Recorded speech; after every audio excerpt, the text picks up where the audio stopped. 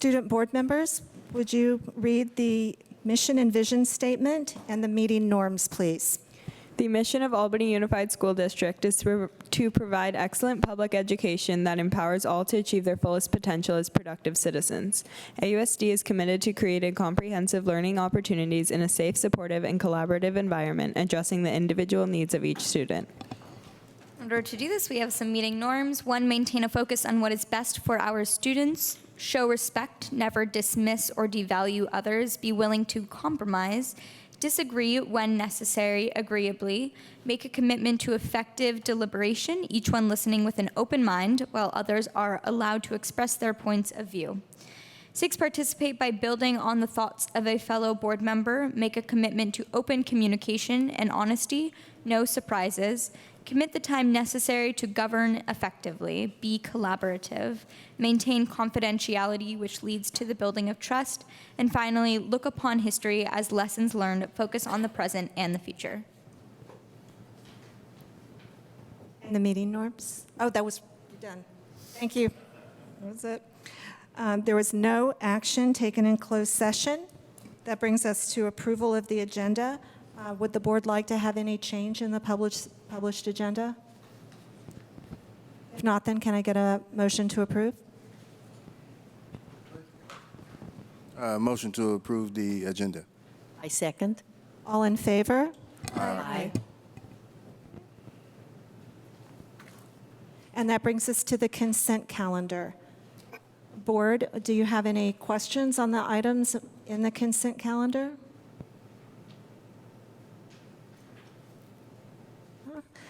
Seeing none, then can I get a motion to approve the consent calendar, please? Move to approve the consent calendar. I second. All in favor? Aye. Aye.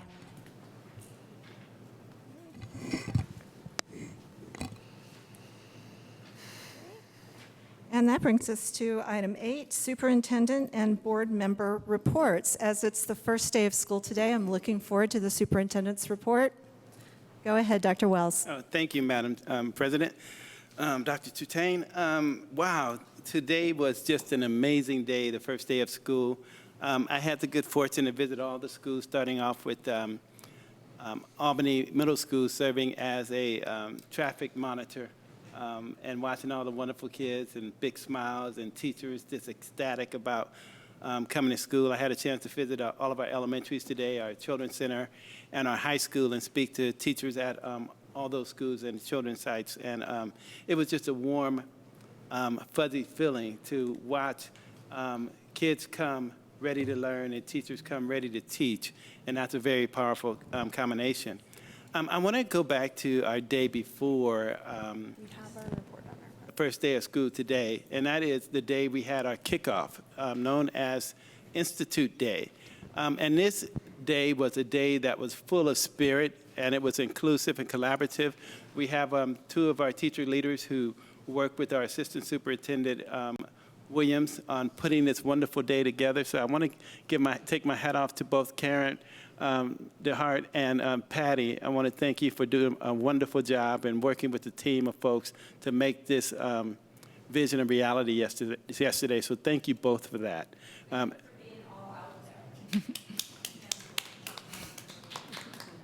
And then our students were amazing, weren't they?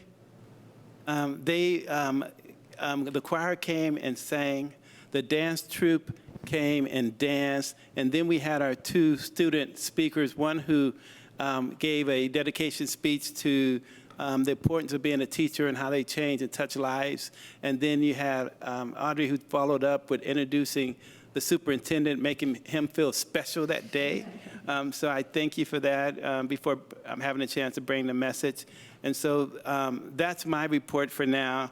And I'm just looking forward to the rest of the school year and having what we're going to call a banner year this year. So thank you for all that work and effort you guys put in. And 2, I'm putting this on the table to our 2 students who happen to be seniors this year. When it comes around in the fall. Junior. One senior, one junior. But I want to catch you when you're senior. Later this fall, when you have to apply to those Ivy Leagues and all those other schools, and you're looking for letters of recommendation, I would enthusiastically write you a letter of recommendation. That's the end of the superintendent report. I second that. Thank you. Superintendent, were you going to give an update on enrollment? I had initially planned to do that this Friday. I got your note later this afternoon, and the most recent update we gave was this Friday, but I should have new numbers by Thursday, and I think it would be the most updated piece. I can do that in my Friday update, and start giving them weekly for the next 6 weeks, if that works. Okay, thank you. Board members? How about some reports? So I was really excited about the first day of school. The discussions that we had previously about the kindergarten class and their schedule being changed were discussions that were not easy discussions, and so today, kind of seeing the parents going through the process, I got there early to kind of see how things were going. I personally had a kindergartner starting, but I realized two things. One, regardless of how things go when we're here discussing, it doesn't change the excitement that the kids have when they're starting their day. And all the kids were really excited. They looked like they were really looking forward to kind of getting into the class. So that was really good. And the other thing that I noticed that I really like about Albany is that all the parents were kind of working together. There were some parents that had a lot of information and they knew everything that was going on, and there were some parents that didn't have any information and they had no idea where to go, and the parents that had all the information were just working with the other parents that they had never met before, and they were just helping them. This is where you should go. Did you do this? You should do that before you leave. And it was just a great sight to see. So that was really nice. After I left Marin, after doing like the drop-offs, I thought it'd be nice to just kind of drive around all the other campuses to kind of see how things were going. And I went over to the annex, and I saw kids playing outside of the annex. I noticed that they're still working on the fence, which was wasn't super happy about that because I feel like the kids are in there now. We got to get that done. But anyway, it looked like the kids there were having a good time, and so I drove around to the other campuses and things like that. And it seems like the first day is off to a good start. So looking forward to more good days. But I wanted to point out that interaction that the parents had today and that I saw, and I think that that's should be highlighted because it's one of the things that makes Albany a great place.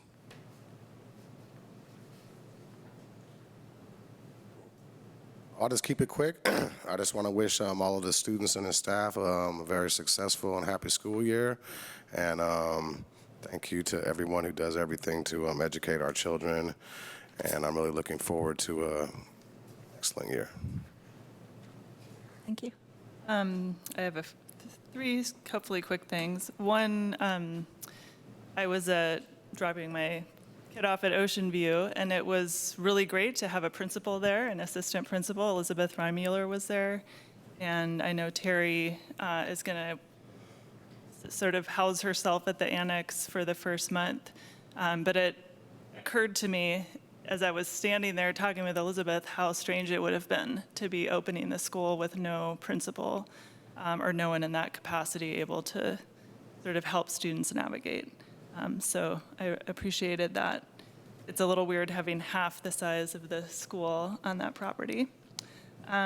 Last board meeting, I mentioned that there was an event at Ocean View for families whose students are in kindergarten and first and second grade to meet and talk about transportation options. So that happened last week. There were 200 people there. There were 80 families, which I think demonstrates the sort of thirst for information about how to get your kids started. Many of these families had clearly arrived in the village or in Albany within the last couple of days. So it was also, we had tables for all of the after-school and before-school programs. Anna Mansker, I think, talked straight for about 2 hours with people who just had questions. So it also brought to mind that I think those kinds of sort of fairs where people can come and get information are, I think, more useful than we realize, because not everyone, is getting all these emails or gets all the papers, and it was really great to have all these tables for the Y and the city programs and ACC, and in addition to all of the transportation information. So something to keep in mind, I think. People still like to show up and talk to somebody about things. And then lastly, some people have already started getting texts or phone calls about the parcel tax survey, which the board hired a consultant and a polling company to do that survey. A couple of us worked with some other folks on the language of that survey, and they've gotten started doing the outreach. So I'm not sure when that comes back to us, and none of us are allowed to respond to the survey, but hopefully everyone out there in the world will take it seriously and answer questions, because it's the best way for us to gauge the community's willingness to support renewal of Measure LL. Thank you. I just wanted to chirp in that, yeah, it's always exciting, and the start of a new school year. I know the students have expressed some of that excitement tonight, and also want to thank the teachers, even though our two presidents of ATA, even though you started school today, you're with us tonight, so appreciate that, and hopefully we'll all have a good year together. And to one of our parents, or maybe more than one parent, who's here all the time to be part of our community here. And I want to say that unfortunately, I will sort of be out of circulation during the day for the next several weeks, because I have to serve on jury duty, and it's not a pleasant case at all. And the positive side to it is I'll be out of the superintendent's hair in terms of asking questions, and to the board president too, all day long and all night long. So that's the plus side. And the other thing is just to mention that my grandson at AMS is having the opportunity to have a class at the annex, and said it was really, really nice. And he's always understated, so that means awesome, super. So anyway, the annex is a great place for the kids starting this year. Well, thank you, all the board members, for the reports. And Clementina, ask questions. Don't worry about it. Yeah. At midnight then, right? That's fine. That's fine. My report is going to be brief also. I was at the transportation fair also. It was a great event, and I would encourage the district to maybe make that an annual thing.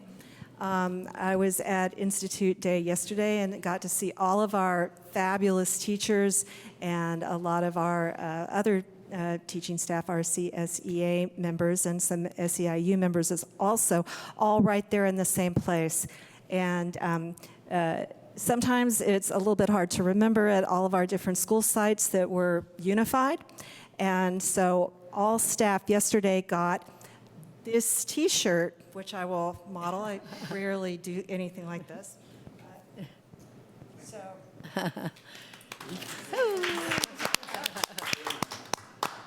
So the Albany Unified T-shirt is in two versions. There's a version with adult animals for people who prefer that. Maybe our secondary teachers might want the grown-up animals instead of the cartoon animals. And everyone seemed to really enjoy the idea that we were a unified team, and I hope to be seeing the T-shirts around. The design have been given to the PTAs.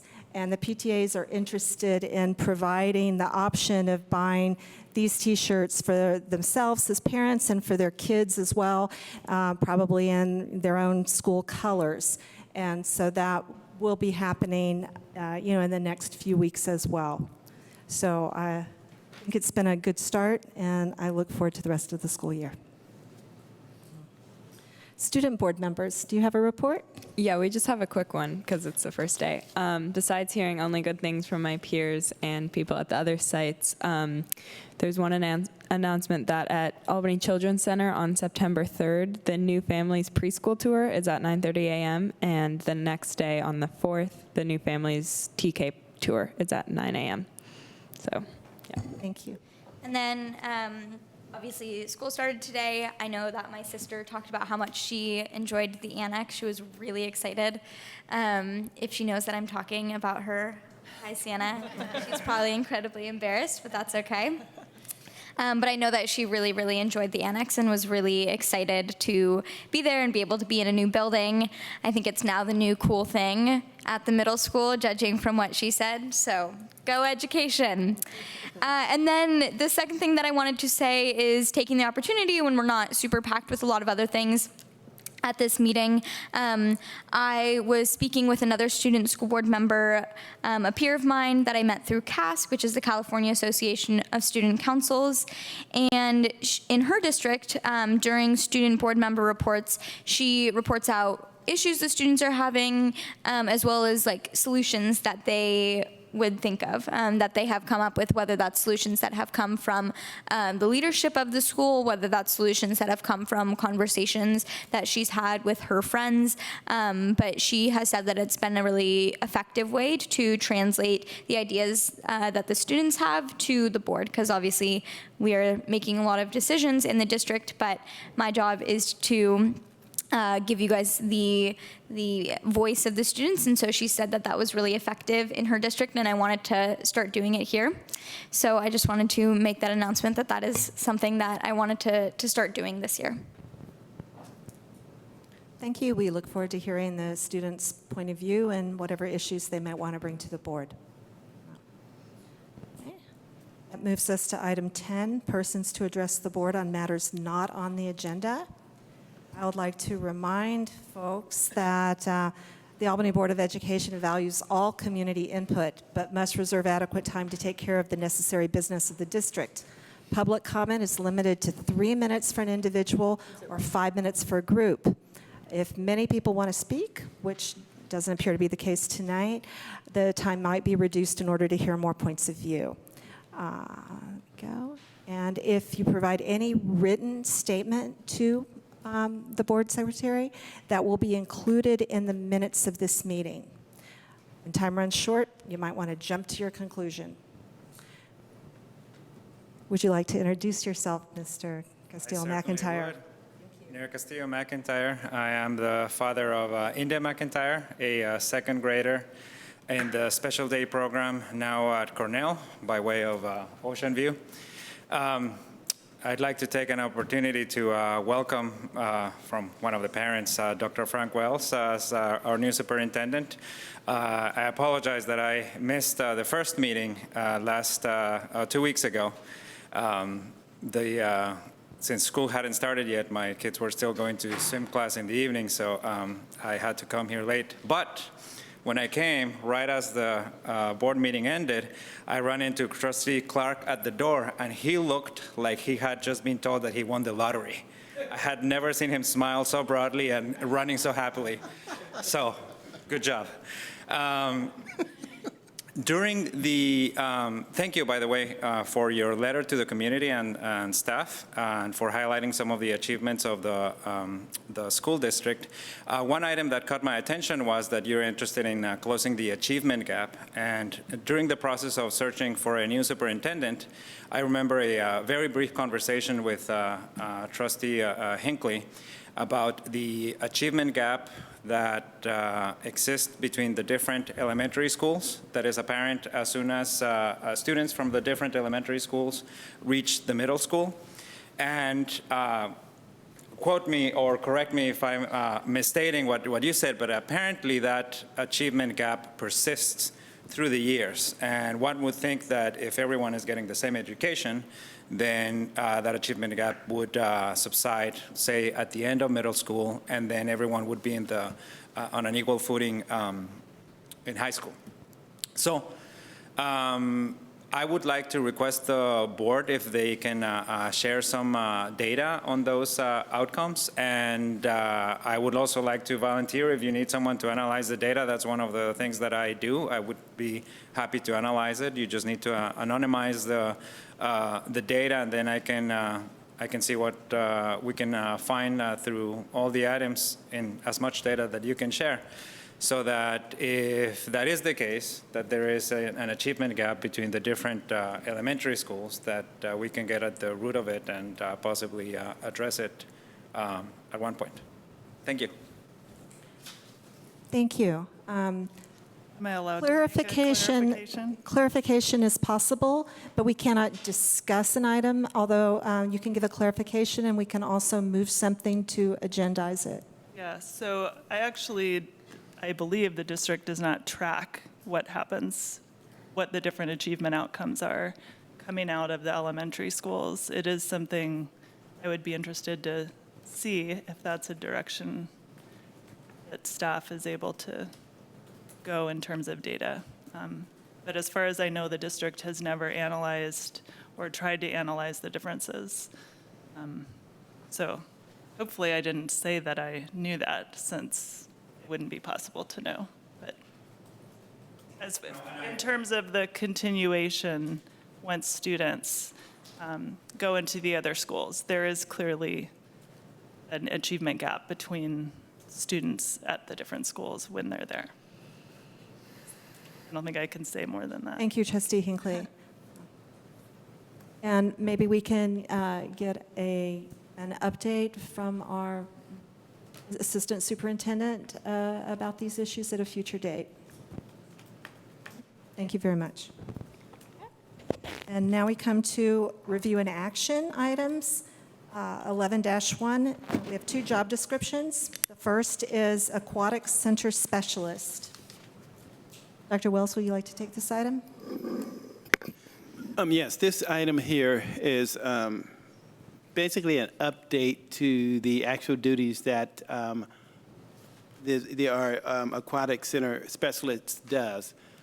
Prior to, she had a title that didn't reflect her actual duties, so we updated it. And so we're asking, anytime we have a change in job description, we're required to bring it to the board to have it approved. So this is that case here. So this is an update in title only, the job descriptions remain the same? Yes, Okay. that's correct. Any questions from the board? Can I have a motion?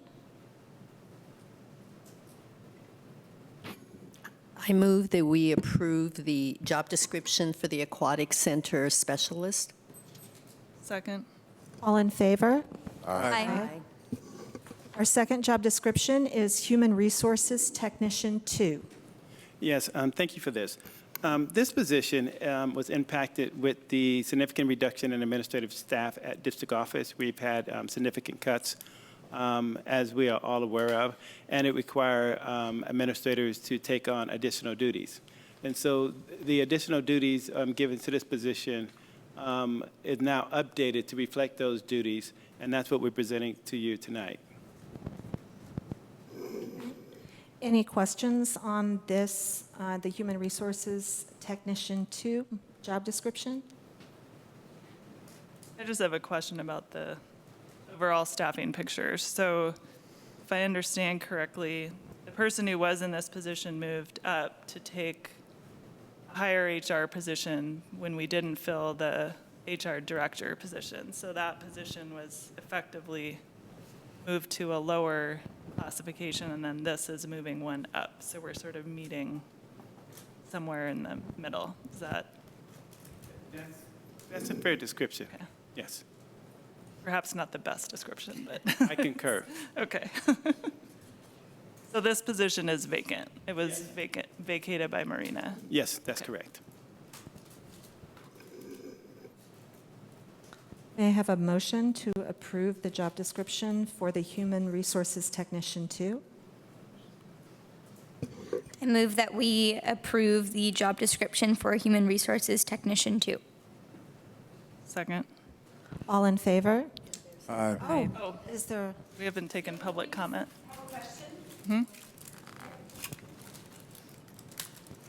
Hi, Karen DeHart, co-president ATA.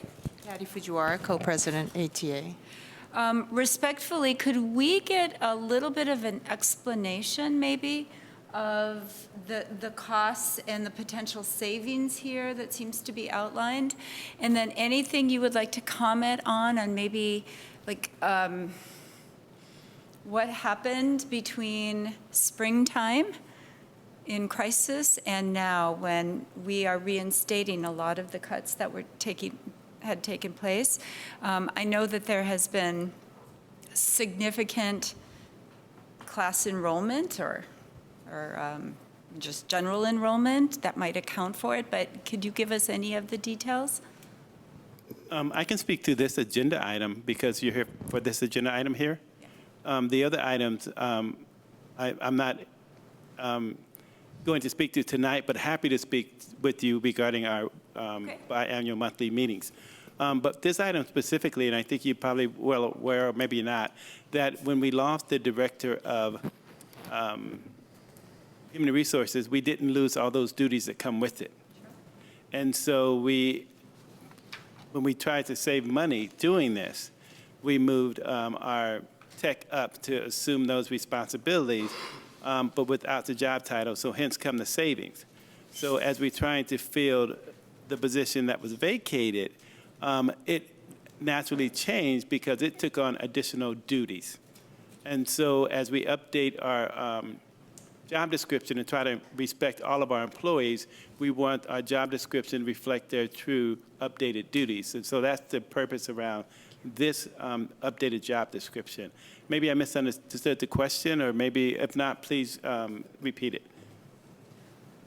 So this is considered an updated job description for the position the one position that you have now for the technician, like the that's my athletic word, director one? Updated because it includes the additional duties that was assumed and had to be split up between the person director who left it with the current person who's serving in that capacity in a lower title.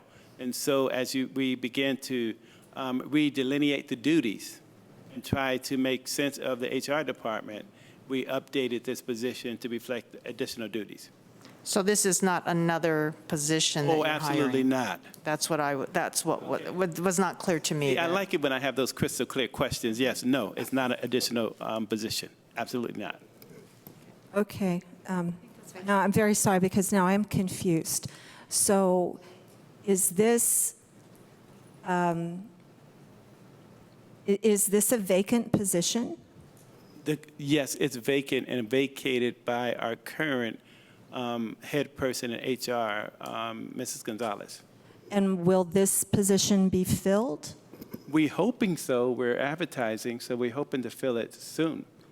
And the amount given in the financial information about the additional cost to the district, the cost of the general fund will be between $10,000 and $13,000.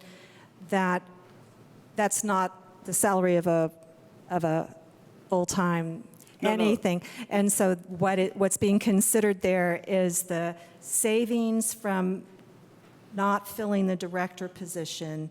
No. It's the difference between the original classification at on range 7 and this proposed classification at range 13. Correct. So I think part of what they're asking about is when we were making cuts, one of our cuts was in effectively demoting the position of overseeing HR by not putting Marina in the same classification that the HR director had been. And so there was a savings there. I can't remember exactly how much it was. I think it was 50,000+, yeah. We used to help balance the budget, or we don't have a balanced budget, to help us get through the year. And this eats into that savings by some fraction because we're now increasing the salary of this position. And duties. So there's the same number of people working in HR, but they're in different titles. Well, there'll be one more after they fill this. No. same number as we had last year in 18-19. Marina moved from this position into the HR director position, and this hasn't been filled yet. And now it's being bumped up in classification. Okay, so currently we're down one person in HR. When this is filled, we'll be at the same level of staffing that we were last year. And yeah, and I see the math now. We had Anthony. Who else wanted to add to? Right, I don't know, do you want to speak into the microphone, or is that a side comment? Okay. Mr. Hart, Ms. Fujiwara, is that clear, or? Yeah, I think we understand this better now with that kind of reiteration, and then, yeah, at some future date, we'll I'll be happy. like to learn a little bit more. Yeah, I'll be happy to with the additional restructuring issues and update you guys initially prior to making moves. I prefer that best, so I'm looking Okay. forward to our meetings. All right, thank you. Thank you very much. I'm glad we took the time to inspect this thoroughly.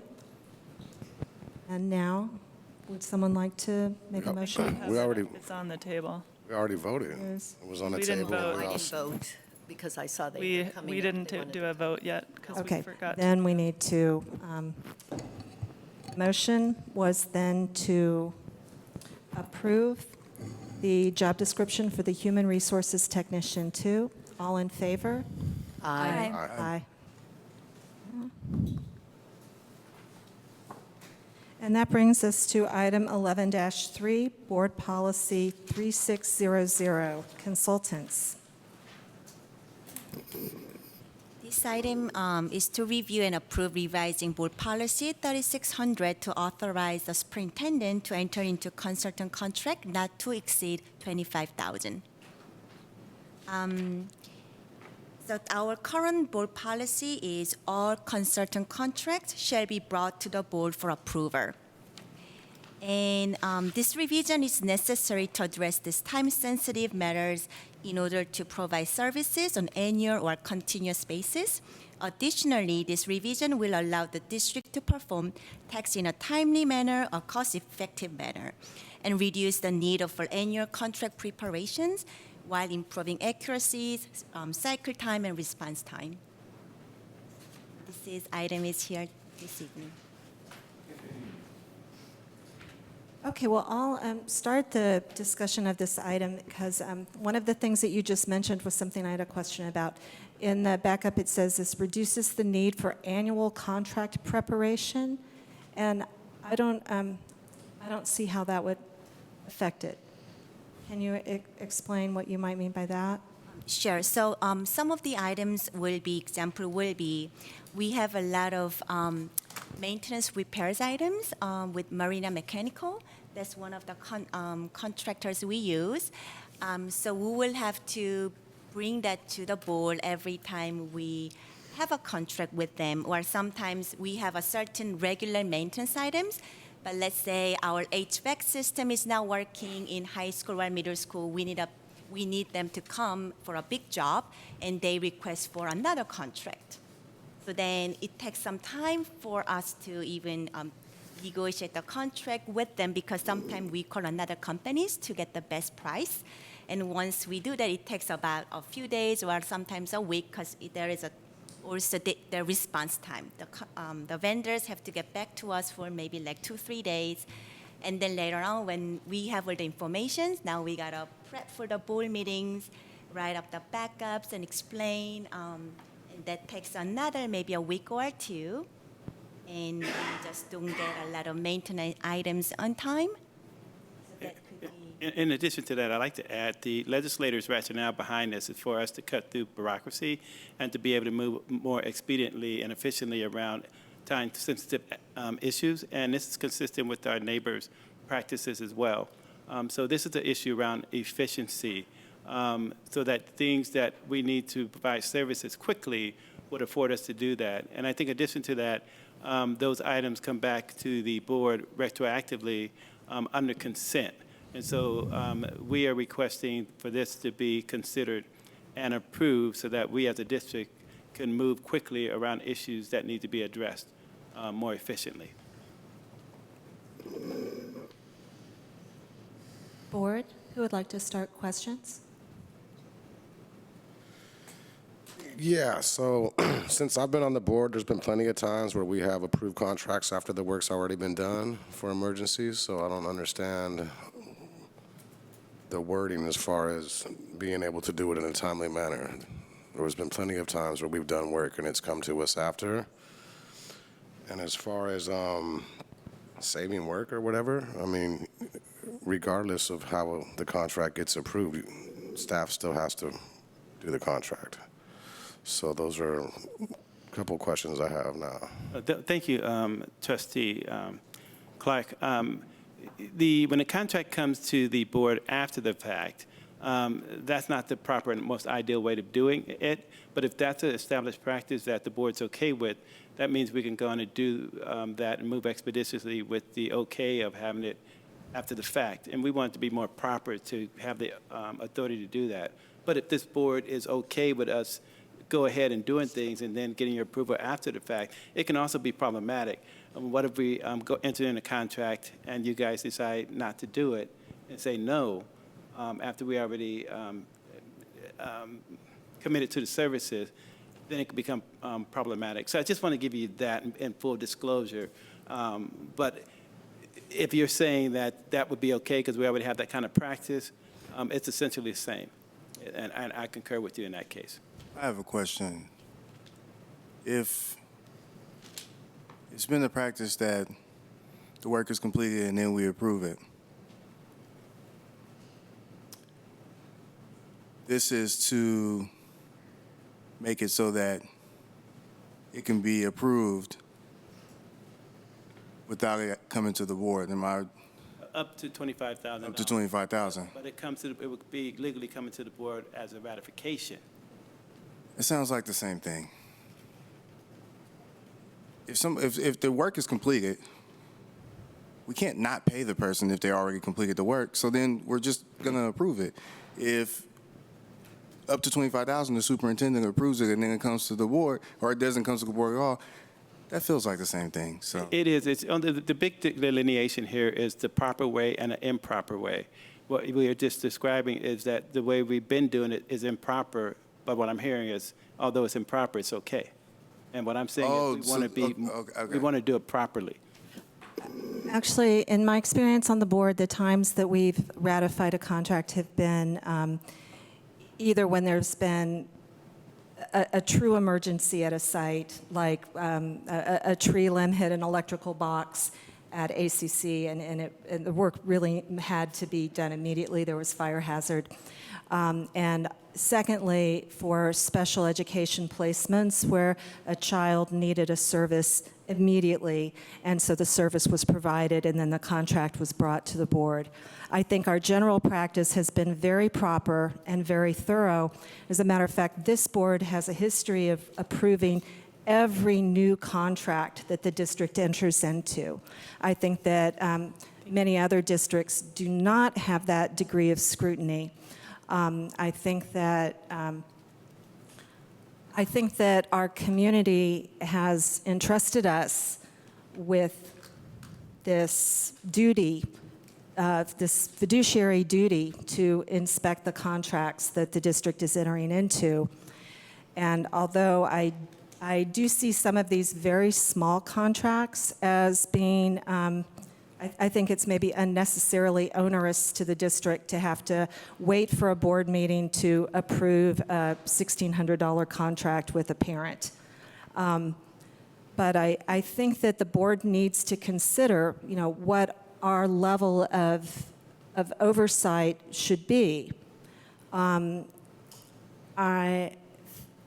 think that Dr. Wells has presented us with the idea that he wants to do things properly, and so if we say that we're going to have to, that we want to approve every single contract regardless of price, then certain things are going to have to wait until the next board meeting, unless we give him a level of authority, a monetary level of authority. He's asking for $25,000.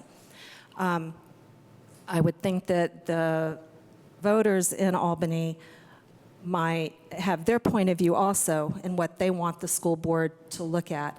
We don't want to impede the efficiency of the district office, but we also want to keep our right to inspect and approve. One historic incident I can bring up that when I wasn't on the board is after the aquatic center was built and the rose bushes planted, which are now in bloom. They're pink, they're very beautiful. But someone came with a complaint that their child had been scratched by the rose bushes. And the district brought forward a contract of, of tearing out the plantings and replacing it with some sort of an artificial thing. And the board said, you've overreacted, we're going to keep the rose bushes. I believe that was a $40,000 contract for the tear out and the artificial surface, whatever it was going to be. So at $40,000, that even under this proposal here, that would have come to the board. But that's the question that we're really talking about here, is what is going to help run the district, and where is the balance point where the board has adequate oversight? To follow that up then, I tend to be one of those people that micromanage, and I don't think it's really quite healthy for the district in order to run itself. And I do feel comfortable with us giving some authority to the superintendent to have the contracts flow so that the business is run efficiently and certainly addressing the needs of the teachers and the students, so that I think, and I think it's a question of trust here on the board. To what degree are we going to trust the superintendent to manage, a $25,000 contract, meaning anything below that he can push through, just follow through, and that amount above would come to us. And I think we all know how late we've been here some nights because contract after contract, and certainly with the construction, it's been overwhelming. And I think at some point we have just got to decide as a board, to what degree do we want to allow the superintendent and his staff to make these decisions, and for us to believe that it's in the best interest, and that and we can always look at those contracts afterwards, and if we see that there's some issues we have, then for the future, the superintendent and staff can keep that in mind, that is important to the board. But other than that, I don't see why we would not give the authority to the superintendent and 25,000 seems reasonable. We could pull out any number, but what does seem reasonable for a district our size, that does seem reasonable to provide the authority. So in other words, I'm in agreement with us moving ahead on this. So, question, so 25,000. What if there's an emergency and it's 25,103? We're still gonna push through, handle the emergency, pay for it, get it done, and then it'll come to the board, right? The short answer is yes. Because an emergency, the Ed Code gives you certain kind of permissions once you get the authorization from the county.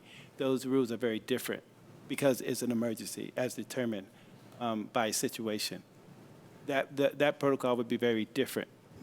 I guess, I'm new, so you guys can help me. I don't see, if it's an emergency, then you're just going to handle it regardless of if it's the 25,000, or if it was 50,000, or if it was 10,000. If there's an emergency and it's 60,000, and me, Clementina, Sarah, and Jacob all go to Cancun, then this emergency would still just be taken care of regardless of how much it costs, and then we will just find out about it when we get back. I guess I'm just wondering why we have to change it. Is this, I believe, is for non-emergencies.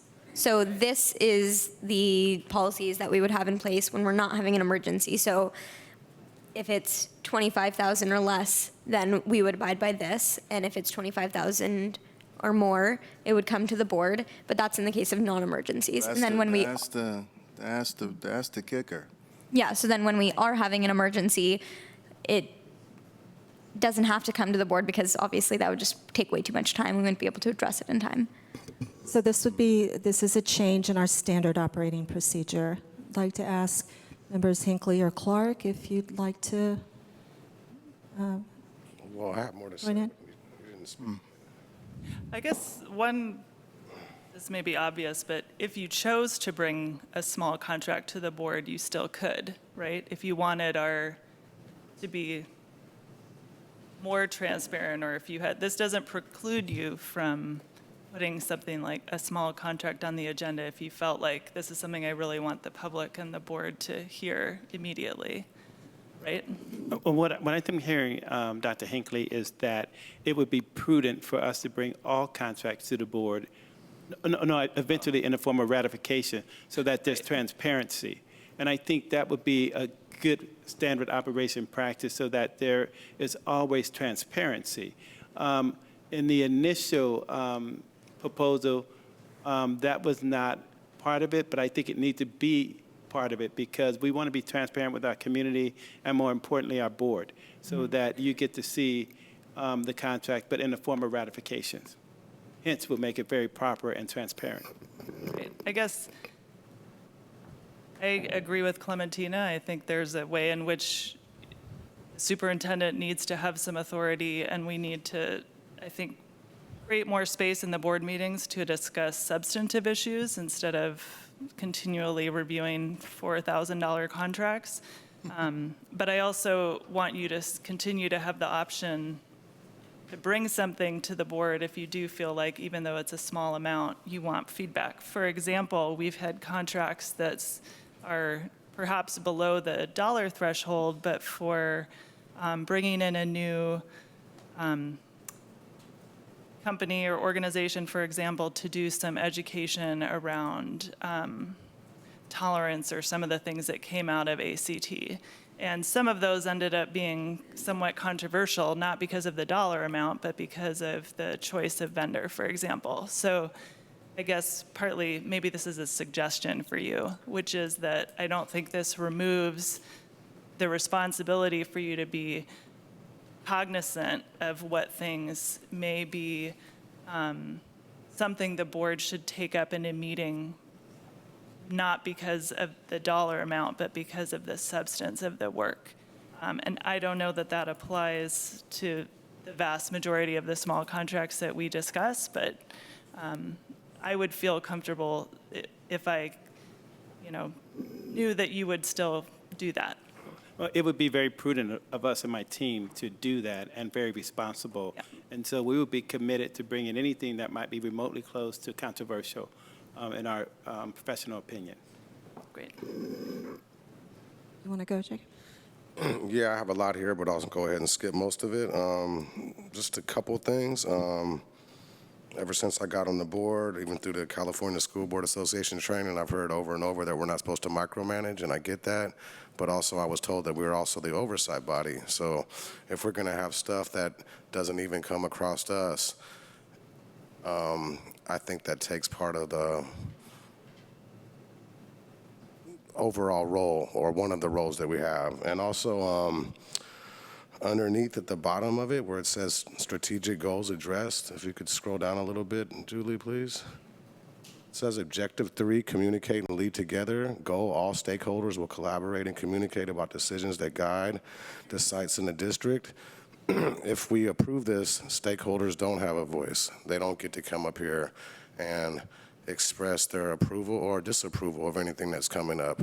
And when you throw out a number, 25,000, some are 12, some are 4, this and that, I could think of one that came up, I think, fairly right after I got on the board. It had something to do with some kind of consultant to go to the high school to find out why kids weren't eating lunch there, even though we had been told that there wasn't enough employees, the lines were really long, we have open campus, and there was discussion here. You know, it still went through. I voted against it, but I don't see it as just every time something comes up, oh, well, that's too little, we shouldn't involve anybody.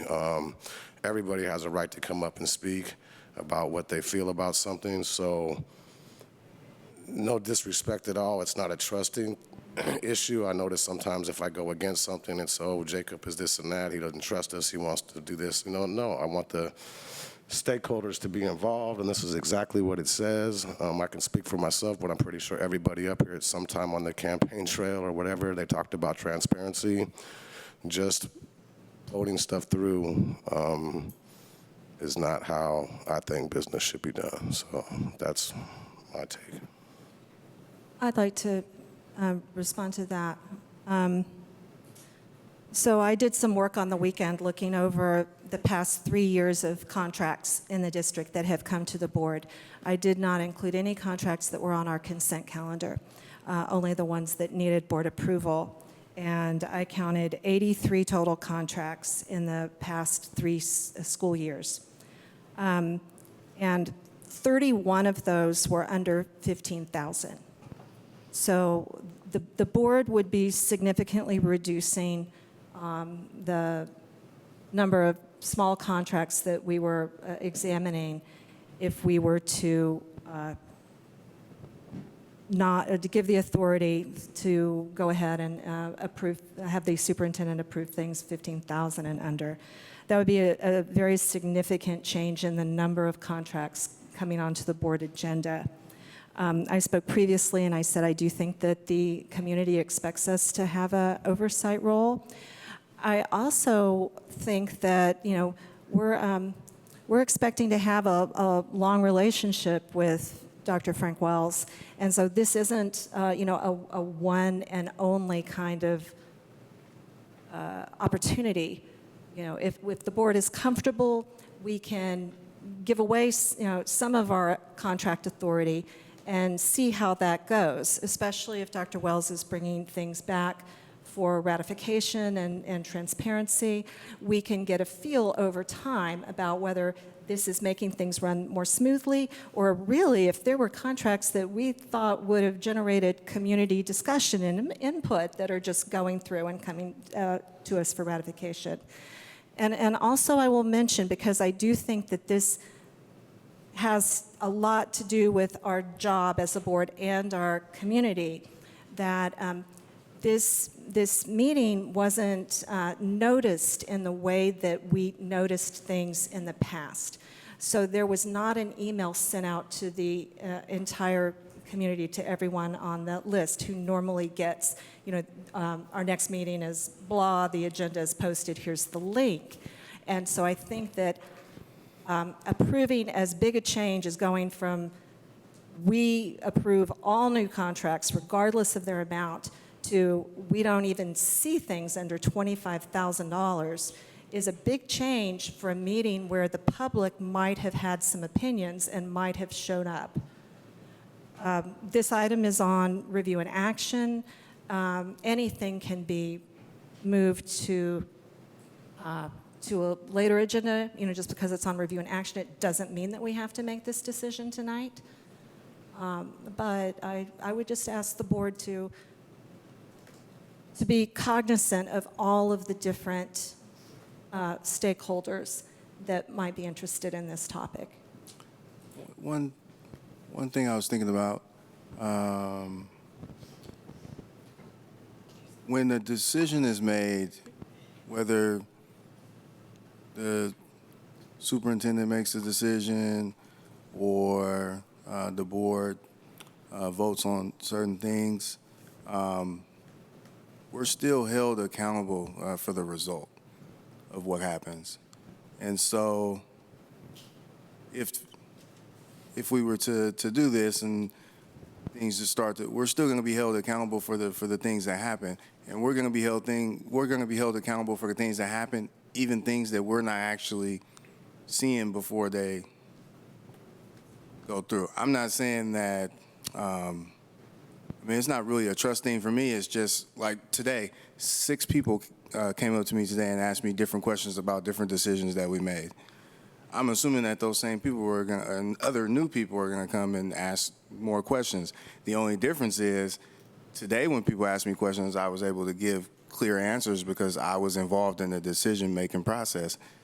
If we make the change, I won't be involved in the decision-making process, but I'll still be held accountable for answering for the decision. So, something to think about. Also, Michaela, thank you for the clarification. I appreciate it. She's zoned out, it's fine. I just gave you a shout out. Oh, me? Yeah, you missed it. Clearly, can you tell me again? I mean, the moment is gone now. No, wait. No, I was just saying. I was just. Thank you for the clarification. Oh, of course, always, always. If I can add something that I noticed, my observation with Albany for a year is that there is a lot of other small contract that it hasn't got into board yet because I realized in past practice when the contract amount is really small, like $800 or $1,200, usually those items are, for example, aquatic center need instructor because something happened to the current instructor, now we need to have a new instructor and we are paying the person for 6 weeks. And sometimes, we just lost trainer that we need some lifeguard training for 2 hours. So those items, by our board policy, we will have to bring it to the board even though it's about $900. And in the past, we haven't because I think it was just past practice. But then I'm in a position that, okay, I want to follow the board policy, which is we will have to bring all the contract to the board. But then the reality is, do I really want to bring $800 contract to the board? And so that's another thing that we will have to, we can consider. Could we reduce the amount? I mean, if we feel uncomfortable with a $25,000 bar, could we just reduce it to, I don't know, the number would be, depending on what we feel comfortable with, but 10,000 or 5,000? It seems like people aren't comfortable with 25,000. Sure, I think the board can do any of that. Over the past 3 years, 22 of the 83 contracts, so a quarter of them were under 10,000. Okay.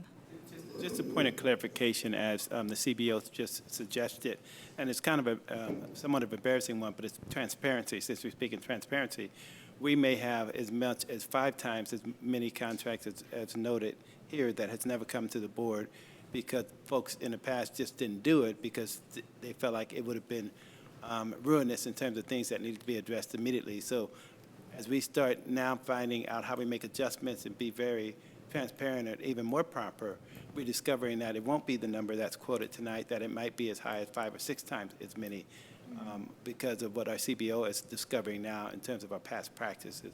And so we're learning a lot in our discovery.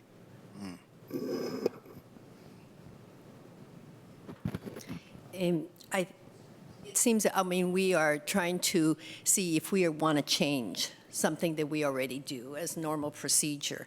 And that seems to be a challenge for us in terms of whether we would want to do this or not.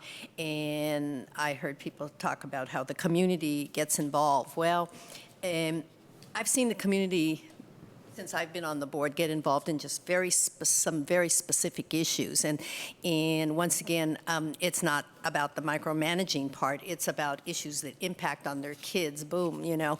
And I think that all the issues that different board members have talked about, from accountability and transparency, could be addressed.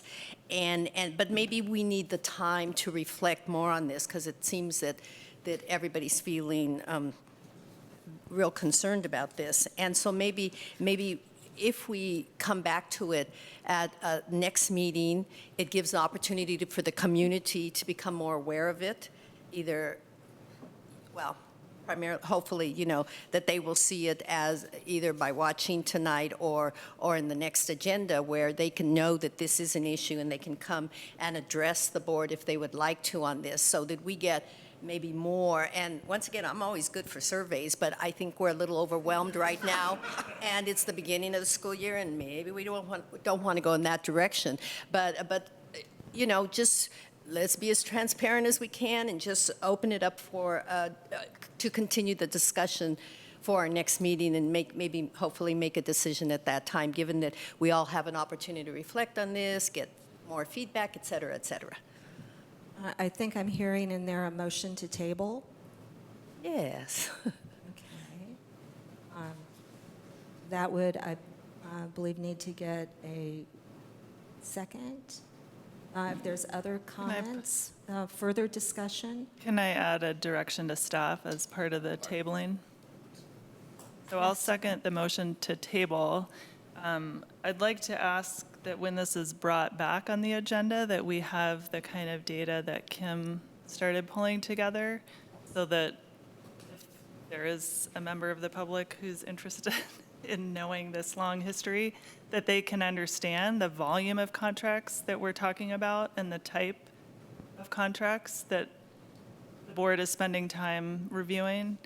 And maybe if you're able to include what you're talking about, Clementina said we're talking about a policy that we're already implementing, but it sounds like we actually haven't been implementing the current policy. So I think it would be helpful for us to know, what would that volume look like? And I think with that additional data, then we could have a better informed discussion about where the threshold could be, and maybe do this as a gradual process. Thank you. I hear that. I want to ask Trustee Clark, did you want to add to that? We can run the vote now, and I can ask for some extra stuff to be brought back, or we can do it now, whatever you prefer. There's additional things I would like to come back as well. Can you, I think that if, I would like to hear what additional things you'd want to have come back. Yeah, if we can find out how long this policy has actually been in place. I negotiate on behalf of teachers out in San Leandro, and whenever you change language in contracts or in policies, it's a big deal. It just seems like, oh, well, the contract's not that big, let's go ahead and do this. And it might not be that big of a deal, but who knows? Maybe the policy was something different before, and there's a reason that this language was put in there, So I would like to know how long this policy has been in place, and if it's always been this way, because from my understanding, a lot of the policy language we get comes from California School Board Association. So if this is what they're recommending now, and we're trying to change it, I need to have a real push and more explanation on why we think this is something that needs to be done, because some of the reasons aren't strong enough for me. Question of clarification, Trustee Clark. Would it be helpful if we got CSBA position on this? Yeah, a lot of it comes from CSBA. We can talk about it more later. Thank you. Maybe in addition to that, the policies for Berkeley, which it looks like uses the $50,000 threshold, West Contra Costa, Alameda, a few other districts, so we can gauge. I would also want to know thresholds for districts of similar size, because the districts surrounding us are much larger. Piedmont, too. Yeah. Okay, and with that, we have a motion on the floor to table this item to the next meeting. May we have a roll call? Student Board Member Malo. Aye. Student Board Member Weinstein. Aye. Trustee Duran. Yes. Trustee Hinckley. Aye. Trustee Clark. Yes? Vice President Doss. Aye. President Trutain. Aye. So the motion carries. We'll see this item again at our next meeting with, and Superintendent, you were, took notes on the additional information that the board would like to see. Okay? That brings us to 11-4 Board Resolution 2019-20-03, resolution affirming continuance of the senior disabled exemption in parcel tax ballot language. Okay.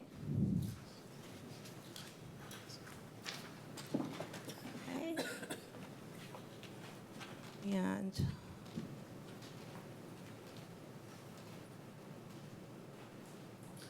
so this item was in the backup.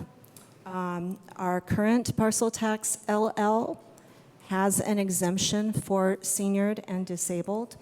I believe that board asked to see that specific language, and that was sent to the board members. What are the additional questions on this item? So I asked a couple of other questions, including the language that we currently use. So I dug into this a little bit myself because our current exemption is different from many of our neighboring parcel tax provisions, which more specifically target low-income homeowners. Our exemption specifically for seniors is not means tested. It applies to anyone over 65, regardless of income. So one of the pieces I asked for you is what the state law allows us to do, which is looking for what you sent me, which I also looked up in the state code, which seems to authorize 3 exemptions, all of which we have in our current parcel tax, which is every taxpayer over 65, or a parcel that has one person living there who's over 65, people receiving supplemental security income for a disability regardless of age, and people receiving SSDI regardless of age who do have an income test. So that seems to be what the state allows. On the other hand, other neighboring districts, Berkeley and Oakland in particular, target theirs to low-income people. So one of the things I'm trying to grapple with is personally, or as a board member, I'd be interested in making sure that we're focusing our exemptions on people who need them because they don't have the income to pass it or to pay it. But I'm also a little uncertain why some districts seem to be out of compliance with state law on the kinds of exemptions they're allowed to offer, and whether we could perhaps investigate further what our options are before we authorize renewing the exemption as it's written currently. Thank you for that research. I only did a tiny bit of research, but the city of Albany has an exemption for low-income homeowners. And I sent that link to Julie. I don't know if you can put that up. So the city of Albany has a number of parcel taxes. They allow exemption for low-income homeowners. Those are the list of parcel taxes. When Julie scrolls down further, you can see this is very low income that allows people to exempt out of these. So this does provide a model, and they would have model language also, which the board can certainly consider, as well as those different issues that you brought up. Yeah, and I know that cities and school districts may have different options open to them. Oakland's, all 3 of their school district parcel taxes have low-income homeowner exemptions. 2 of the 3 also have a senior citizen exemption, but their homeowner exemption is a similar income threshold. I think it's about $53,000 a household. Part of why I raise this is that I think I want to be cognizant of the fact that not all of our low-income people are over 65, and not all of our residents over 65 are low-income. and particularly as Albany becomes a place that's incredibly challenging for low-income families to live, it seems important to put some thought into who we're exempting from this tax, rather than making the presumption that people over 65 are more deserving of that exemption as a blanket rule than people overall who actually don't have the means to pay the tax. Dr. We would be glad to bring you back the options that we have. So we're looking forward to do that. So you'll be hearing from us soon. I had a couple of questions. One, I'd be interested to know what the determination was, or why it was originally put in place, and why it just wasn't originally based on income.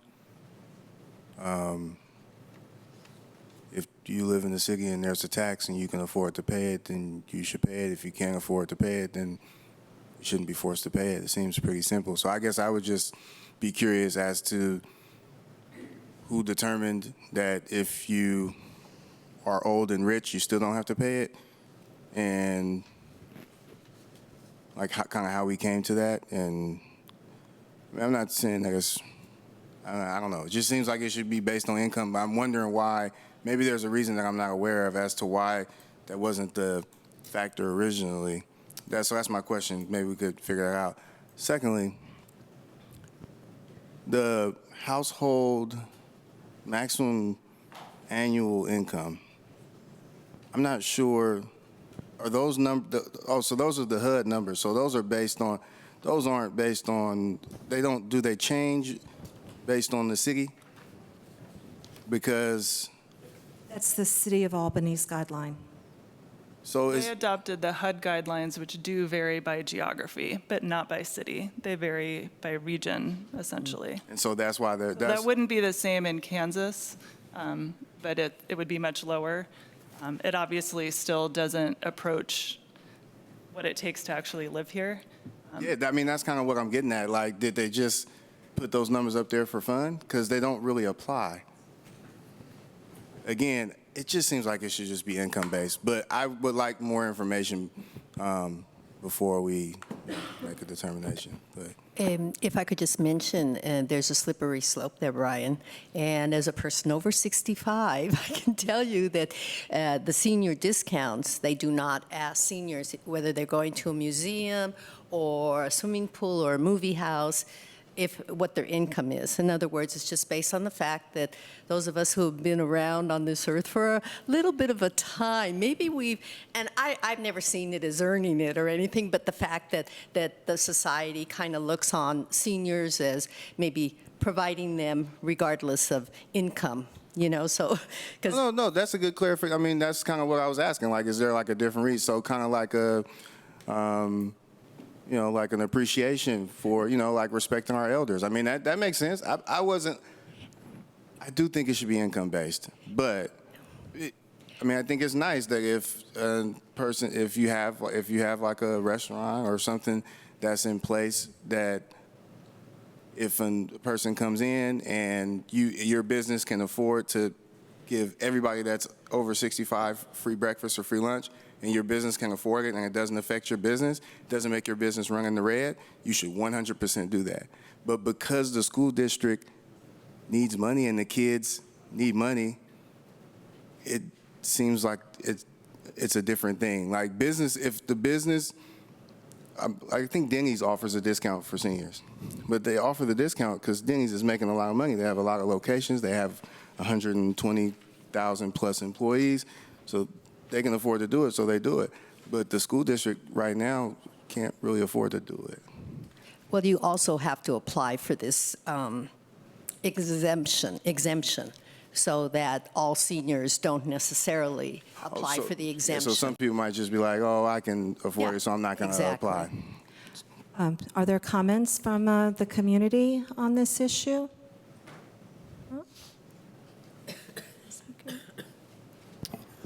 Good evening, board. Thank you very much.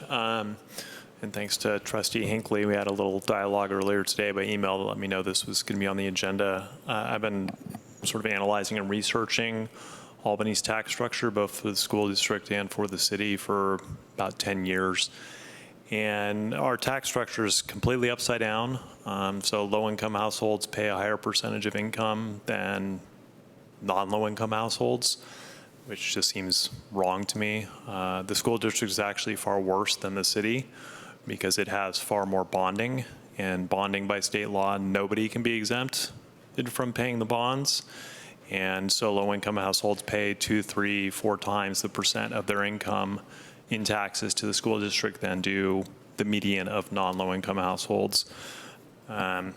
So I encourage you to pursue means testing. I think it absolutely should be means tested. On the other side, speaking personally, I'm totally opposed to just blanket exemptions for certain groups of society. We're talking about educating the next generation. I think that's got to take priority. To make this personal, and we don't often talk about our own personal finances, but my wife is extremely disabled by MS. She has been since 2009. She's been on disability. She gets SDI, so in theory we would qualify for an exemption because we also own our home. That said, she has private disability insurance. I make a very good salary, and so we're not by any means low income, so we shouldn't be eligible. Yeah, I mean, it's tough. We have a disabled household member and we need to pay for care for her, but we can afford it, and we can afford to support the next generation as well. So please make whatever you do, make it all means tested. The political calculus I've heard for why there was a blanket senior exemption is that it was that political calculus. Seniors turn out at a higher rate as an age group to vote, so essentially buying their vote. Pretty much that simple. So I don't know if the polling looked at that or not. I don't know if the polling asked about, would you vote for this if there was no senior exemption or not, to provide you any data on that question. Seeing how taxes pass in Albany, I think you probably don't need to buy that vote in order for it to pass. I think you can go with straight means testing. In terms of state law, from what Trustee Hinckley pointing me to was it was in the government code was the limitation. And my only encounter with the government code is that cities and jurisdictions that do not have a charter, they're restricted to only doing what is in the government code. But jurisdictions that have a charter have much more latitude. So it may be that Oakland, for instance, has given its school district more latitude than the government code allows within its charter. So that's something to look into. Thank you very much. Thank you.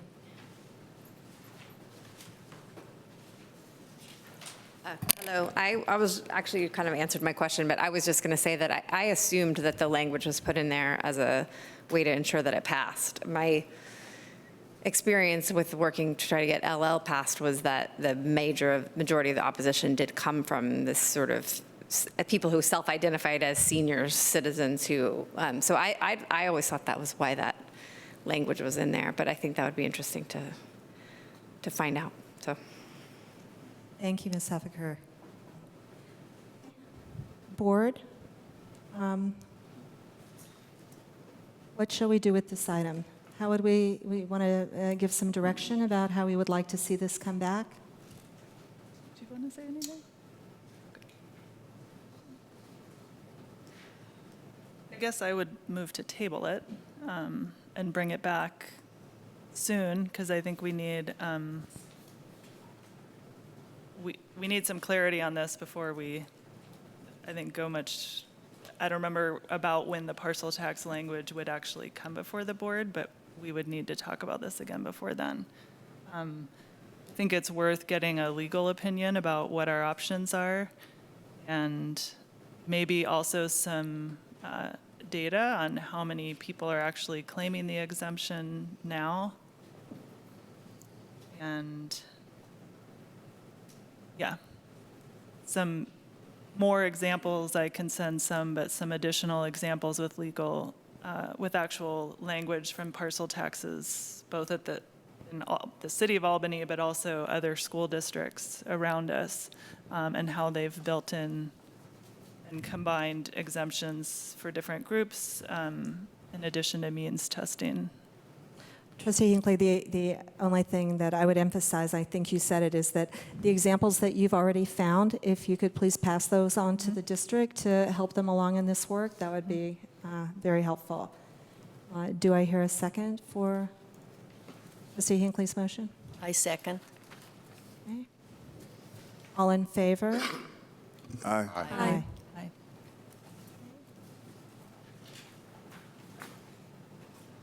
That brings us to item 11-5. Board of Education members' annual school and committee assignments. This is one of the really fun items that we get to do. One of the few items that's really and truly fun, in my opinion. So we were all on committees. Those were assigned last fall for some of us, for the new board members. They jumped onto committees in January. And now we get to consider our assignments for this year. I did communicate after seeing this list with our chief business official, Jackie Kim, who facilitates, one of the leaders of the Budget Advisory Committee. And she told me that she does feel that it would be useful to have assigned board members to the Budget Advisory Committee. For all of our committee work, board members are generally considered to be engaged and productive committee members, but we usually do not vote. So we're there to participate, to share our knowledge, to share our perspective, but generally we are not voting members. So I just open the field for if anyone wants to, particularly to continue with the particular committee that they're on, that they'd like to stay on, or if anyone has a burning desire to get on a committee that they are not on, please make it known. Beat you to it. Yes, it was Trustee Clark. I've been on the Wellness Committee from the beginning, and I would really, really like to continue with that one. Which one, Jacob, did you say? Wellness Committee? Ah, Hear that? I, new board member, and I was on both the policy committee and the LCAP, and they were both so much fun, if you can say that about committee work. I think it has a lot to do with the leadership at those committees, but I would be really interested in continuing on both of those, the policy and the LCAP. Okay. We heard that. Anyone else? So I was on the fundraising advisory committee. We only had one meeting, which was sort of fun, but it wasn't. I would like to continue to do more, especially as I think we need to revisit some of the fundraising equity questions and other issues. I'd also be happy to, I was at most of the budget advisory committee meetings, but I'd be happy to take that assignment on. The other committee I'm on, the Ocean View design team, is sort of on, the professionals are handling it, so I can stay on it if that sort of keeps needing a board member, but it's not sort of phasing out. You didn't mention the Marin? The Marin one's not on. It's not even on here, yeah. The Marin Design Committee started their work this past spring, and that should be added. I think that it's been myself and Clementina that have been on that. And unless Clementina feels that 3 committees is overcommitment, I would be happy for you to stay on that. I don't mind unless Brian, who has children at Marin, would be interested in participating on that committee. Yes, I would like to move my name from the Fundraising Advisory Committee and add it to the Marin Design Committee. Okay, we got that. Can I ask? Also, in the stay on the wellness. Can I ask how often the LCAP committee meets? We have scheduled 8 meetings for this year, beginning in October. Okay. You said 8? Correct, 8 through the year. So beginning in October and sort of meeting every 6 weeks or so. Okay. So I was on the LCAP committee, and unfortunately, I wasn't able to go to the meetings just because most of them were during the school day, and it's just very hard for me to take days off. So I want to make sure I heard this right. Did you leave the fundraising one, Brian? Yeah. Because maybe I would like to switch over to that one. I just don't like making commitments and I can't follow through. I felt really bad that I couldn't make it to the LCAP meetings, and I just can't take off, especially 8 days of work throughout the school year. So if I can switch to that, unless somebody else wants to do the fundraising advisory committee with Sarah. Are you staying on that one, Sarah? Mm-hmm. Okay. Okay. So I'll say what I have so far, which I have Jacob and Brian continuing with the Wellness Committee. I have Brian and Sarah on the Fundraising Advisory Committee. The OV Design Committee. Jacob and Sarah. I switched with that one. So Brian. Jacob, I'm sorry, I heard that, and I wrote No, it's down good the you're wrong going name. through it. And so Yeah. fundraising is Sarah and I. Okay, so Fundraising Advisory Committee, Sarah and Jacob. OV Design Committee is really on hold at this point. If they need to have more meetings, we'll, and Kim and Brian on the Marin Design team. Okay, and that leaves us with Policy and LCAP, both of which have Clementina, but both of those need an additional member. And Budget Advisory Committee, I think I'd like to join Sarah on that. So does anybody feel able to add the policy or the LCAP? I know I'm not a voting member. I am interested in LCAP. I also know that it's during the school day, so that would definitely be difficult to fulfill my roles just because obviously I'm a student at that school during the school day. But I am really interested in that, and I would love to be a liaison between that committee and the school board, but I also know that there's constraints because I know that we need to have voting members, so if needed, I would love to do it. Our LCAP advisory committee meetings will be 4 to 5:30, if that is helpful in terms of the time for you. Okay. You'll be out of school. He just won't be off work. I see, okay, I see. Did that change? I thought before some of them were during like the earlier morning, maybe not under you. Last year, they were 4 to 5:30. They may have in previous years been earlier, but we last year kept to the 4 to 5:30 time so that folks could be available, but not too late into the evening. Maybe it was just days that lined up with other responsibilities I had, maybe why I couldn't make. Thank you. I was on wellness last year and would want to continue with that if possible. And then also, I know there's 2 students that were just in leadership last year that were on committees, and I'm not sure how they would be appointed, if they would want to continue, or if their term just automatically continues.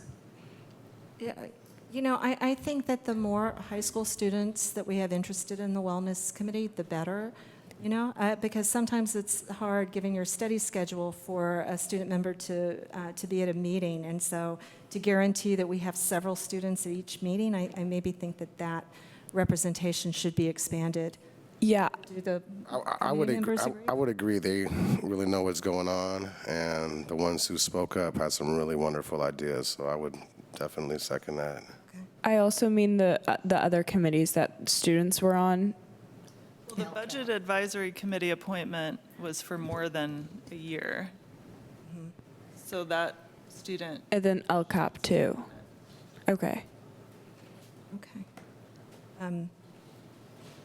Okay, so we still have an empty spot on policy, and You're really good at it, Kim. You don't want to. okay, I'll go ahead. I'll go ahead and throw in there too. Thank you. Okay, because because I don't have enough to do. But I do enjoy that. It's a very well-run committee. Thank you. Shout out to Mary. Okay, and that brings us to the. Actually, I have a small comment. I don't have a paper for you, sorry. But this is an item on the agenda, so supposedly I don't need it, right? You don't need a paper in general. You never. I'm very much by the rules. Just kidding. No, but it's not a rule. Anybody can speak at a meeting without filling out the slip. Awesome. Yeah. I'll do both. So one question or request actually for the Wellness Committee. As most, hopefully all of you know, Albany Week is coming at the end of September, and it starts with the Marine Monster race, which would be great if it were better attended, and it ends with the Albany Community Triathlon, which, by the way, the funds go to benefit was a couple of the fundraising organizations in athletics. Albany Boosters. Athletic Boosters. Right, Yeah. right. And it's an event organized by your president's own husband, lovingly known as Stephen High Octane Trutain, by nobody but me. And I would love to see the Wellness Committee really advertise that so that we can get as many students as possible to participate in the triathlon, and as many citizens as possible to participate both in the triathlon as well as the Marine Monster race the Sunday prior to that. So, thank you. Student board members, will you consider sending out an announcement about the? We can definitely do that, and we also, a lot of people go to get money for those sports. So that's a big reason. Yes, last year there was a crew of about 100 volunteers, and I was the volunteer coordinator, and I would say probably at least 70 or 80 of those were students. So in a large part, the race is run by the students. Ha ha ha. Yeah, we'll definitely advertise that. Getting late. Okay, now that brings us to school assignments. Again, I would like to offer for any board member to speak up if they feel like they need to stay with their assigned school, or if they are ready for a change.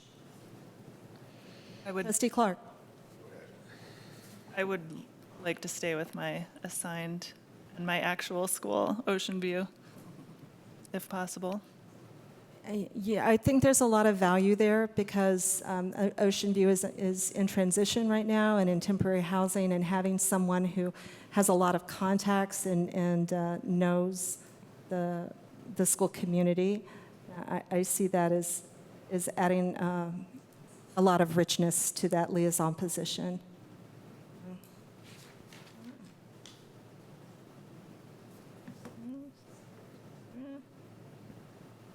Go ahead, Trustee Clark. So,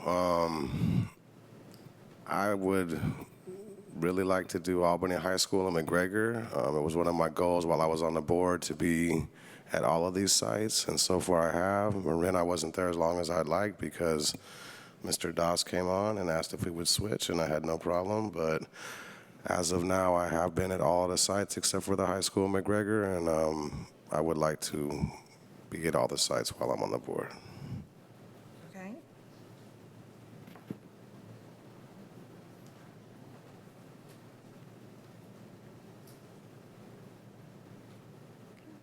Once again, as a new board member, I feel it's important to really get solid with each school, and I just had started in, well, we're talking about January at Albany Middle, so I would like to continue with that assignment so that I can get even more grounded for this school year. Okay, thank you. Vice President Doss.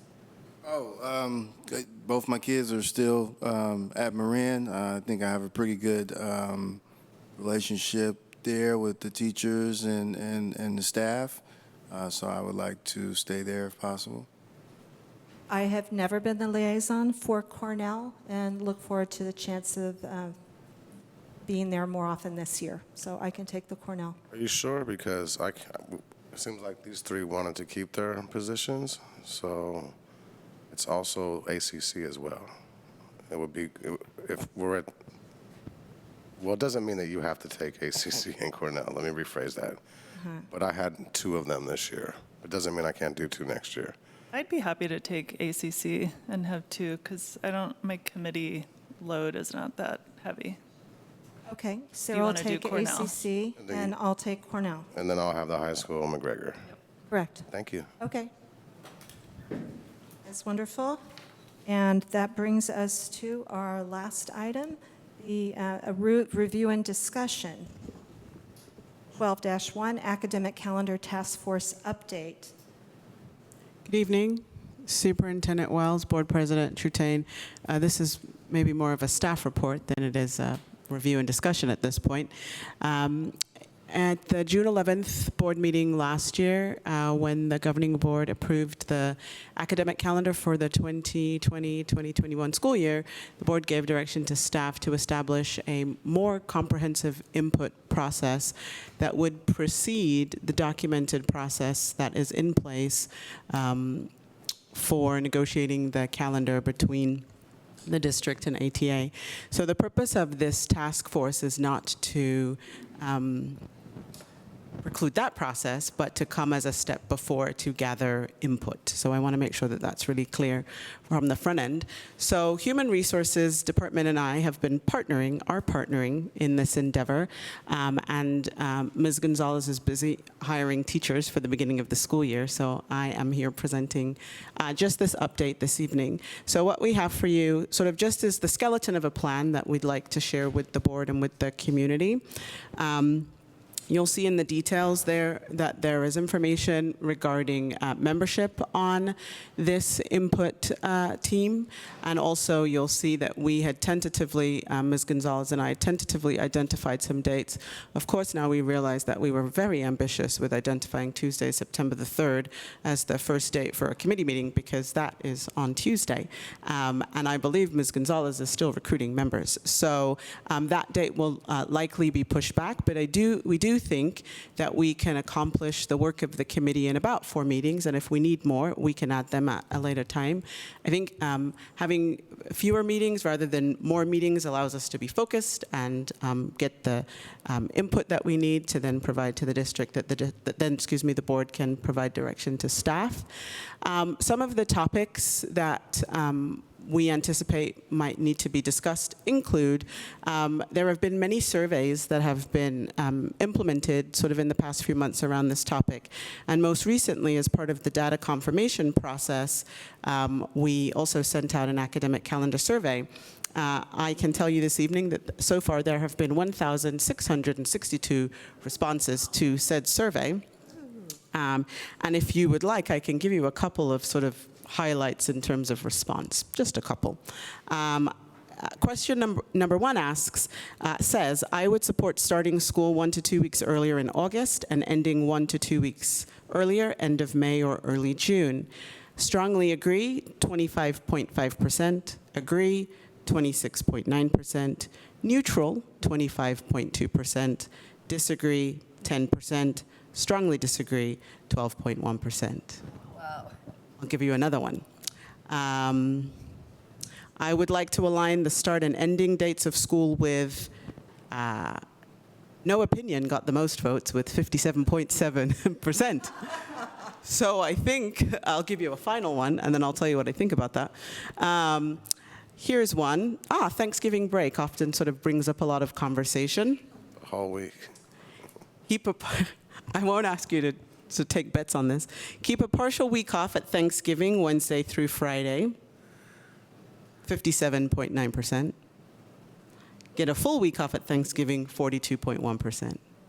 So I think what the survey results are sort of telling us is that there are a wide variety of opinions, and that the work of this task force is going to sort of be challenging in terms of taking all of that input that you hear. Some of these responses are sort of 50-50, and sort of then bringing forward some options for the board to consider and then give direction to staff. But I think what's really valuable about this is that 1,662 people have given input already into this process. And so, we don't have an outcome in mind as a task force, but we really do want to be invested in a process. So we appreciate the opportunity to have the process. So we'll review the survey data that's been gathered. This isn't the only survey. There have been others. we want to take a look at the academic calendars of surrounding districts. We want to look at current attendance trends. So are there days where we have more absences, let's say those Monday and Tuesday of the Thanksgiving holiday, as an example. And then sort of the real work of the committee will be to talk about some sort of recommended options that might be brought forward to the board for consideration, and then direction to staff in regards to negotiating with our teachers union, and then to really think through sort of the benefits and considerations of all of those options. I think we realize that there's no perfect scenario, but we want to at least have an opportunity to really sort of be thoughtful and talk through those options so that the board can have the benefit of that group's wisdom in its giving direction. And then we had identified a tentative date of coming back to the board with a report November the 19th, 2019. That might be ambitious, but that's what we're working toward, because we want to make sure that our negotiating team has plenty of time to work with teachers to determine what the calendar will be for the 2021-2022 school year. I did have just a couple other things I wanted to mention. When you look at the membership there, we were remiss in not including a student, and Audrey Mala has volunteered herself to be on the committee, and so we thank you for your service in advance. It's likely we're going to have to move that September 3rd date, so as we get closer to confirming our membership, we will certainly make that adjustment. And there's a lot for this task force to discuss, and we are eager to begin. So this is us as a team throwing our cap over the wall, keeping this on the radar of our community and our board, and continuing to press forward in this effort so that at the time that a calendar comes forward, the board and community can be confident that folks have had some level of input in the process. Thank you, Assistant Superintendent Williams. I wanted to open it for the board, anyone who wants to make a comment, and I also think that there's people here from the community that may also want to comment. Go ahead. Yeah, I want to thank you so much, and all the people who might be showing some interest in this committee. People have been asking for it a while, and the calendar comes up, and it seems like people have been wanting to have more discussion about this. So I'm very happy that it's moving forward, and I hope that we can fill all the spots and get some really good work done and get input from everybody. And not everyone will be happy with what we decide or if we keep it the same, but at least we're trying and moving forward. So thank you. Board Member Mala. I had two questions. So first of all, on the survey that was sent out, was there a list of reasons behind moving it and reasons behind not moving it? Because I think like an elementary parent might not think about finals for the high schoolers. So toward the end of the survey, there was an opportunity for folks to prioritize calendar concerns, and so some of those concerns were having to do with shifting the start of the calendar for better mental health, and shifting the calendar to allow for more time at traditional breaks. So some considerations were provided for parents to prioritize in terms of sort of delineating elementary versus sort of secondary opinions.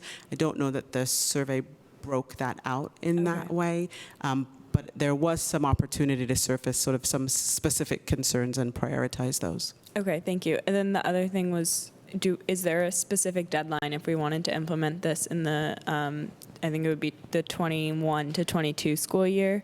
What date would we have to have this by? Per our bargaining agreement with our teachers union, the contract must be approved the year before it would be implemented. So the last calendar that was approved was for 2020, 2021. Yeah. So the discussion that we would be having in this group would be for a calendar potentially to be implemented in 2021, 2022. Yeah, okay. And we would have to have it by the end of this year? Correct. Okay. School board member Audrey, I just want to give a clarification about a calendar and a school schedule. Those are two different things. Yeah. I know I heard the student voices a few months ago about the desire to have a semester break at the break, so that folks can reconnect with their families and not be preoccupied. And so nothing precludes the school site from working with the staff to make that adjustment. We did it in a few other places where I've been. So those are two different things. I just want to be clear about that. Okay, thank you. You're welcome. I just have a question. So the way that this, or maybe you could just clarify, so after there's a final report with draft calendars presented to us, then it goes into bargaining. Correct. So the board would choose from among several possibilities, or we can't do that, right? So the idea is that what would come forward would be some draft calendars that would be reflective of the input of the community. And that then the board would then have the option, the ability to give some direction to staff in regards to negotiating the calendar with teachers. Yes, is that clear? Mm-hmm. So I think that the report back to the board is a chance for the entire community to hear what the task force, the work that the task force did, and know that their input was meaningful. And because our session is, of course, an open meeting, and anybody can, who participated in the survey could watch that report and see how their particular wants and desires stacked up against everybody else's. I was wondering, Assistant Superintendent, if you had given consideration to having a parent representative from the community center, from the Children's Center? We could certainly do that. This is an open task force, and so the more the merrier. We could certainly invite a parent from ACC. Oh, McGregor? Absolutely. McGregor too? Absolutely. Okay, thank you. Community comment?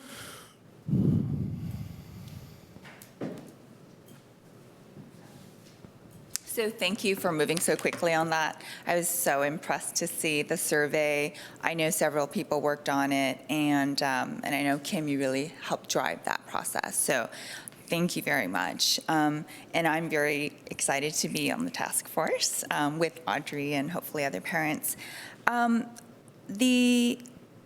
I would love to see another reminder go out. And I saw the text reminder for Dr. Wells' survey, and I responded to that. But I thought, oh, maybe it would be great to do one more reminder, just because at the beginning of the year, everyone's so excited to get their acknowledgements printed and to get their schedules. So 1,600 is a terrific number, but more is better, just to make sure that we do have that solid community input. And at the same time, perhaps, I had to ask a few times, can I be on this committee? Can I be on this committee? But if there was a way, maybe in that final reminder, to let folks know if you'd like to be on the committee, because I don't want it to be one-sided with just, certain types of stakeholders who, have a very set, have already made their mind up about what they'd like. So to make it more open. I'd also really like to make sure there's a staff survey. The last survey they did, it was mixed. Are you a parent? Are you a teacher? Are you this and that? And so it's really hard to decipher the data. I don't know if there's an opportunity to have a staff survey, and of course, making sure that you know it if you're a high school teacher, a middle school teacher, the ACC or elementary school teacher. I feel like when we do go to the teachers union, it's going to be really helpful to say we already have data and information about what teachers have expressed in terms of their ideas. And they're so close to the students and they see what's happening in the school. So if you see a huge number of high school teachers supporting it, that says something. But yeah, that's it. I just thank you for the opportunity. Thank you, Ms. Lee. Okay, so what I heard there was a request for possibly for the notification to go out in the school newsletters, because it was put out on some of the school e-trees. Not all of the schools have active e-trees, and the e-trees vary in size. But if an announcement were to go out in the school newsletters, I think that has a broad base of readers and maybe a non-overlapping base of readers. And so that would be very helpful. When does the survey close? Right now, right now it's open as long as the data confirmation window is open, and I believe the data confirmation window is open until September, maybe the first week of September. But certainly we can disconnect the survey from the data confirmation window and keep it open. Okay, and it sounds like the most important thing is to make sure that we do have the draft calendars ready to go into negotiations. So it sounds like everybody's eye is on that prize, right? Correct. That is our hope and high dream, to bring you some real information that you can give direction then to staff around negotiating. Thank you. Just a clarification. Is there an issue, a problem with having a survey go out to teachers and to the rest of the staff? Is that, in terms of ATA, is that an issue?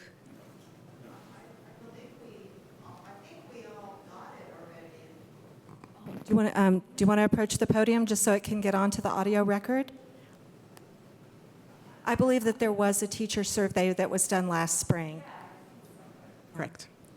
Okay, so not an additional one. Right, so we would probably, that information seems fresh enough that we would be able to use that information. Mm-hmm. Did that include classified employees as well? No, I don't know that. I would have to go back and find that out, yeah. Well, as you talk about the survey, I think I did the survey. And so if I got it again, I don't know if I did it again, how does it keep track of duplicates of respondents? If we were to resend the survey, depending on how we implemented the first survey, if we implemented it and were capturing email addresses, then we could set it so that we didn't capture duplicates. But if we didn't capture email addresses the first time, likely everybody could take the survey a second time. So I'll go back and I'm not sure exactly where the survey originated, but I will go back and try to find that survey and see what we got in terms of response before we send you another one. Okay, great. Thank you.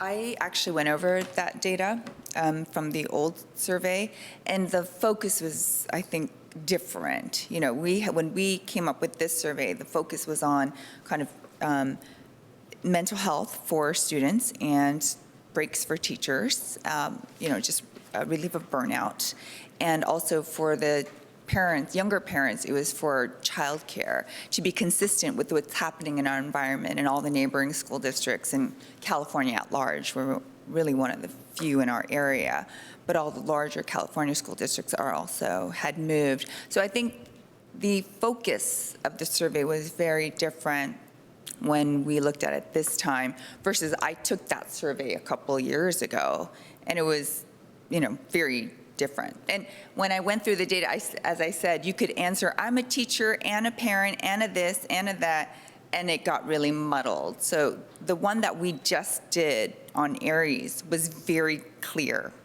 I was involved in helping look at it, and I thought that was what we were going after. Yes. I think the question is about a survey that was administered to teachers specifically, and I think in the late spring there was a survey that included the kinds of considerations that have been included in the survey that we administered as part of this process in the fall that was in that survey. So that's what I'm going to confirm before we send another survey to teachers, because I think right at the end of the school year we asked teachers, I believe, to complete a survey regarding the calendar. So I'll make sure to research that. But in terms of parent input, we would be looking at this survey that has garnered the 1,662 responses. Absolutely, yes. What about the classified? So that's something I'll have to find out, yes. Okay. That concludes our academic calendar task force update. Thank you very much, Assistant Superintendent Williams. And that would bring us to agenda items, matters introduced by the board. I heard that we needed to make sure that we've scheduled the parcel tax survey report. So as soon as that data becomes available, we need to know ahead of time so that we can schedule that into a meeting. There was an item about academic achievement and whether that is trackable by which elementary school the students originated at, and maybe a general report on academic achievement sometime this fall. I don't think, I wasn't intending for it to appear as an agenda item. I would be interested in knowing if we are able to track it and Maybe a seeing Friday update kind of thing? analysis. Yeah. Okay, Friday update sort of thing. But can I add that, is that something that eventually you can share with the community so that we can put some sunshine on it? Thank you. Goodness. The district is going to bring back the contract item, trying to give us an idea about how many contracts the board is actually not seeing. Contract limits of oversight in neighboring districts and in same-size districts. The CSBA position on a reasonable degree of freedom for the district and oversight for the board. We also wanted to get a report from our CBO regarding the number of contracts that are normally seen and the amount of contracts. Does this mean that the board doesn't completely trust my research over the weekend? Yes, Board Member Clark. Yeah, and also I wanted to know how long it's been in the contract where it says we have to approve everything, and has it always been like that? That was important information for me, and I thought I clearly said it before, but maybe I didn't. Our policy. Okay, good. Thank you for adding that. On the parcel tax exemption that's coming back to us, we were going to look into means-tested exemptions that are being used in other districts.